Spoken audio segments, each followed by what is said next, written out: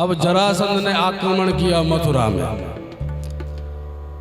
कंस की दो पत्नियां अस्ति और प्राप्ति, उन्होंने मगध में जाकर पिता से शिकायत करी कि कृष्ण बलराम ने हमारे सौभाग्य को उजाड़ दिया, हमारी वैधव्यता का कारण वो मुरली वाला है। तो जरासंध आया और एक बार नहीं 17 बार आक्रमण किया, पर हर बार भगवान ने जरासंध को धूल चटाई। 18वीं बार ये काल यवन को लेकर आया। काल यवन म्लेच्छों का सरदार था, 3 करोड़ की म्लेच्छ सेना इसके पास थी। जब 18वीं बार आया तो भगवान ने विचार किया कि एक ओर से जरासंध आ रहा है, अब तक तो चलो हमने रक्षा कर दी मथुरा वासियों की, पर उधर से 3 करोड़ म्लेच्छ सेना लेके आ रहा है। इतनी विशाल सेना से कब तक बचाते रहेंगे मथुरा वासियों को।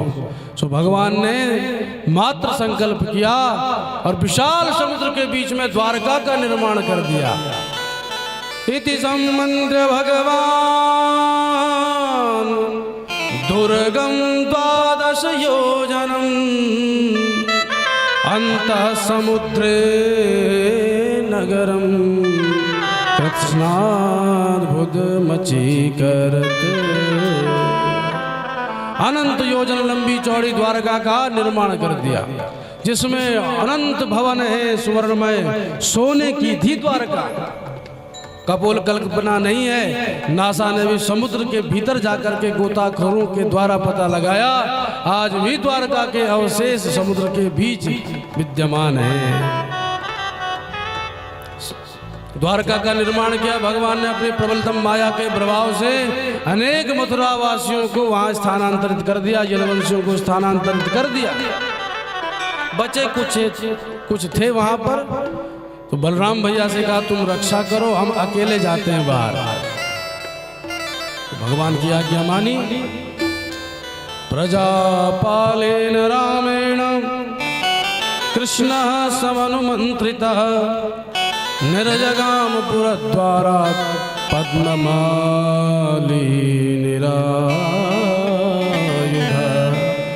आयुध रहित होकर के भगवान बाहर चले आए। तो सामने काल यवन को 3 करोड़ म्लेच्छ सेना के सहित पाए। काल यवन टूट पड़ा भगवान पर, भगवान आगे, काल यवन पीछे। आगे भागते रहे कृष्ण कन्हैया, पीछे काल यवन सोचता अभी पकड़ लूं, अभी पकड़ लूं, अभी पकड़ लूं। अंत में भगवान एक पर्वत की गुफा में प्रवेश कर गए, जहां कोई राजा सोया पड़ा था। अपना पीताम्बर उड़ा दिया राजा पर।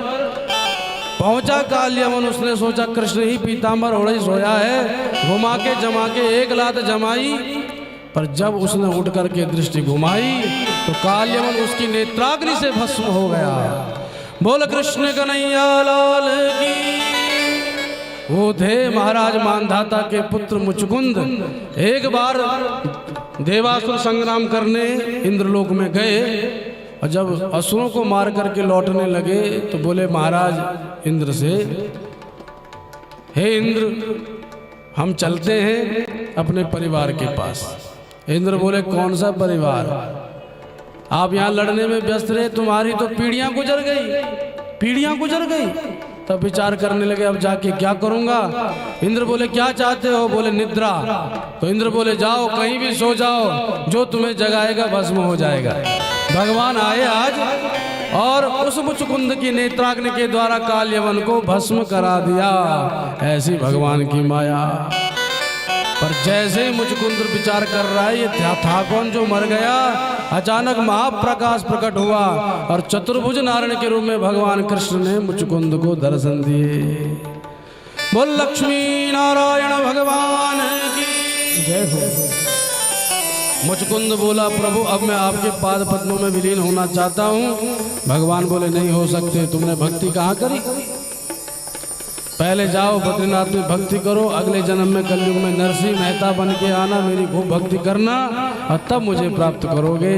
वही मुचकुंद नरसिंह मेहता बन करके आए और खूब हरि को रिझाए।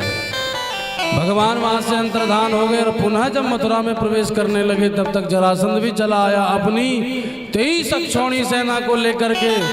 अब भगवान कृष्ण और बलराम दोनों भागने लगे। भगवान को भागते हुए देखा तो हंसता हुआ जरासंध बोला देखो 17 बार हराने के बाद आज 18वीं बार कैसे दुम दबा के भाग रहा है, रण छोड़ कहीं के। भगवान बोले वाह कितना सुंदर नाम है। तब से भगवान ने ये नाम भी अंगीकार कर लिया। बोल रण छोड़ भगवान की। भगवान एक विशाल पर्वत पर चढ़ गए, प्रवर्षण पर्वत पर, जिस पर नित्य वर्षा होती थी। प्रद्रुत्य दूरम संश्रांतो तुंग मारोहतां गिरिं प्रवर्षणाख्यं भगवान नित्यदा यत्र वर्षति।